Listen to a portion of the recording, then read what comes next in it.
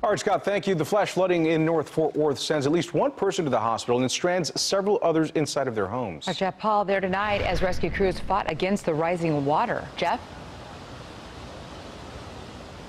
Well, Ken and Kaylee, right now, several families in this neighborhood are assessing the damages to their homes. You can see behind us, the road is closed off, and that's because the water from this nearby creek flooded onto the roads over here, and at some points it became waist deep, and it was rising fast.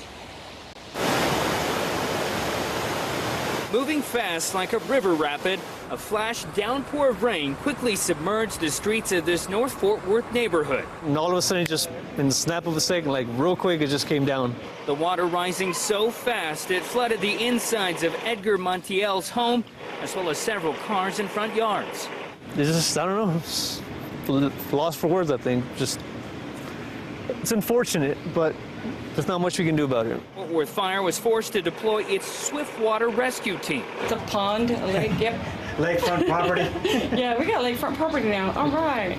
Crews went from door to door, making sure everyone was accounted for and safe. I think we're blessed we weren't out in it. Firefighters say they had to transport one woman to the hospital. That water will pick your car up and it will take it away, and we may find you, we may not.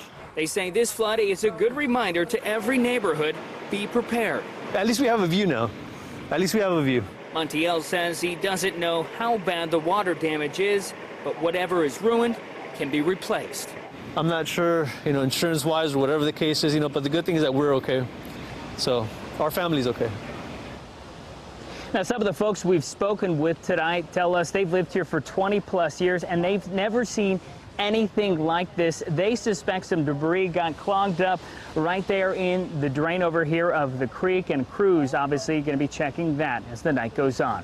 Reporting live here in Fort Worth, I'm Jeff Paul, CBS 11 News.